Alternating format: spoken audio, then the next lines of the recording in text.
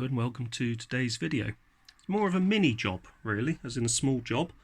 I'm replacing the green LCDs or LEDs that I installed into my Micra's cluster with some conventional bulbs which I have used some of this to paint green. I've used this stuff before, funnily enough, when I was doing the larger heater bulbs within the Micra's heater cluster. Now, the reason why I'm choosing these is a friend of mine has shown me photos of their dashboard after running LEDs for some time, and there is a bit of an alarming issue with some of the circuitry on there. I think it's a couple of diodes have actually burnt out on their particular cluster.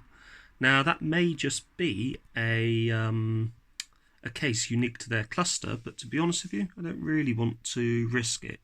So I'm going to be replacing the bulb that backlights the milometer with this one, and the other illumination bulbs are going to be replaced with these ones.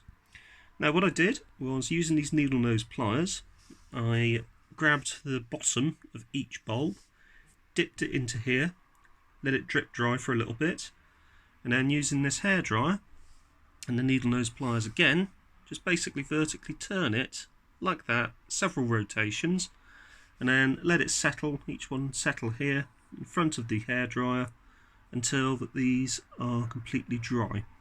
So the actual instructions on here state that you should, and I can't actually find the instructions, I think they were on a separate form, piece of paper.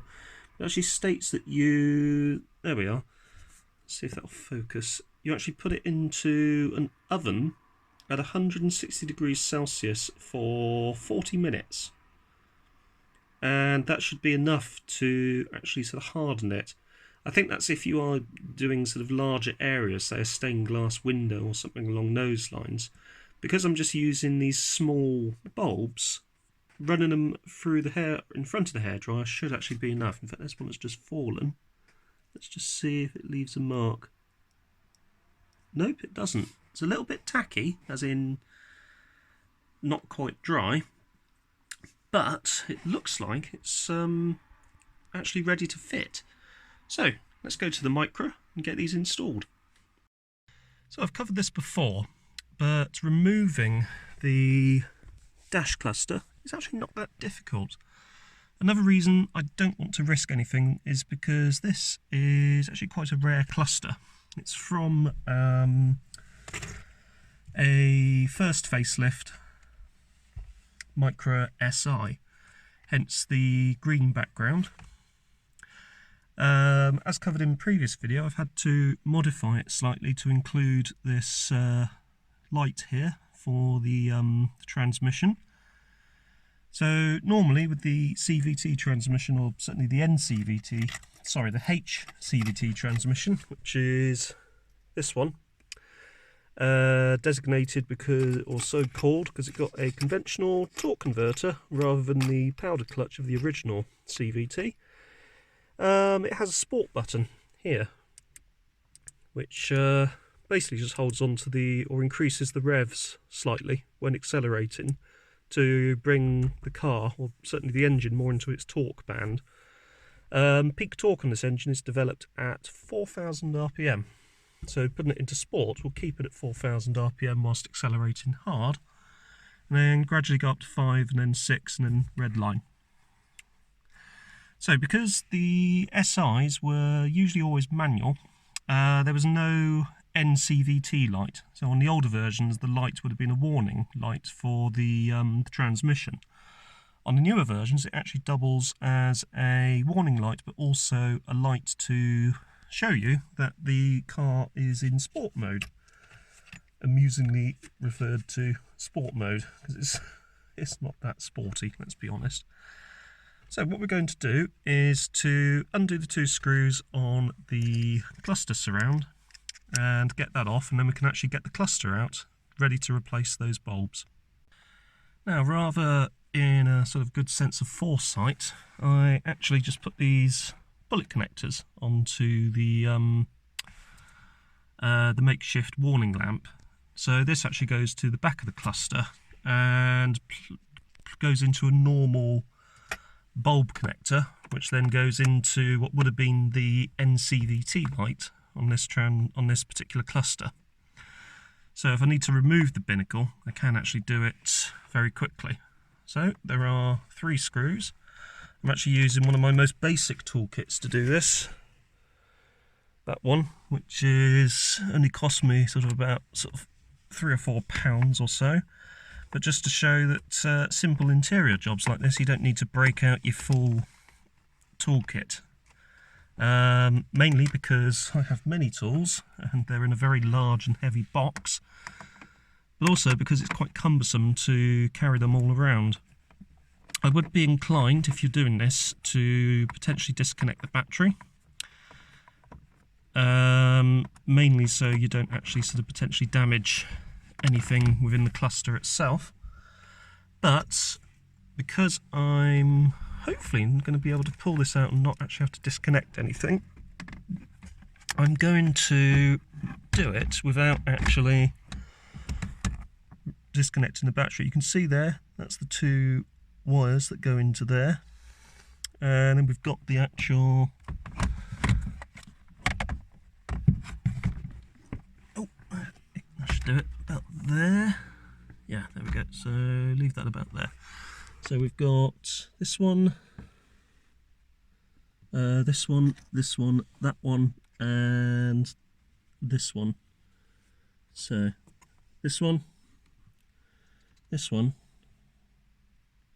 so this one, and this one. So if I take this one out, you'll see that it's got the LED thing that I put in there. So if I tip out my bulbs, what I did was I actually used, instead of the bulbs from the donor dash, which were in these same positions, I actually used ones for some of the warning lights, because predictably the ones that were in these original positions had actually blown, especially given as it was quite a high mileage dashboard that they came out of. So yeah, there's another one that can be replaced with a conventional but coloured bulb.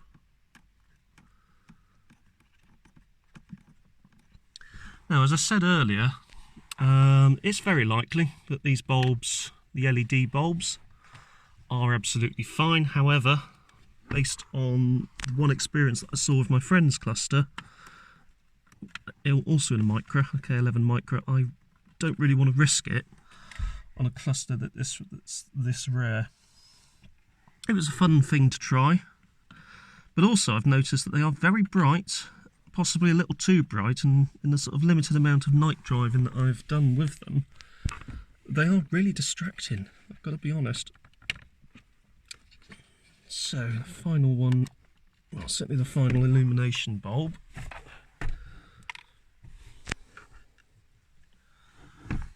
And in you go.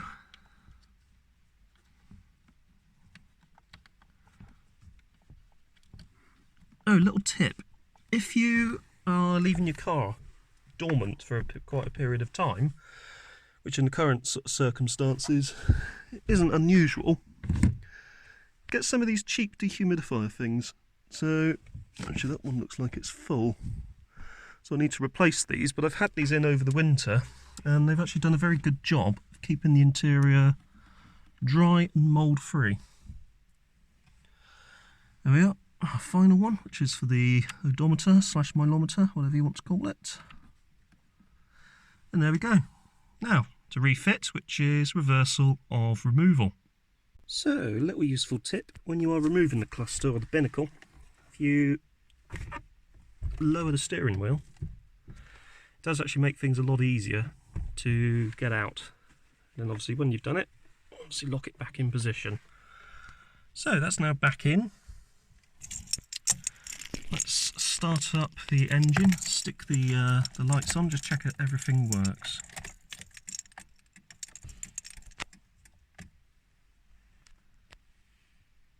So that should also be,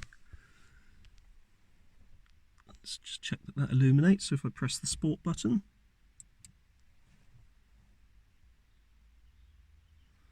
Can't even tell if that's working or not. Let's...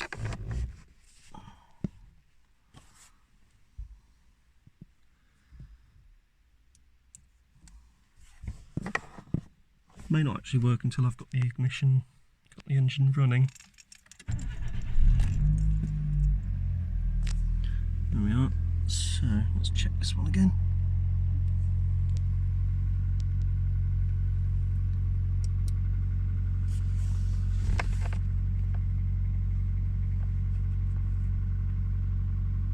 Yeah, I may have snagged that one, so probably need to go back in and sort that one out. Right, lights.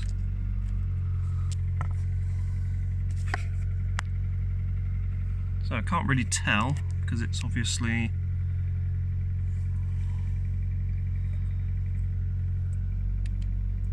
very bright out, but everything else seems to work. So I'll take a look at that other small problem and come back to you shortly.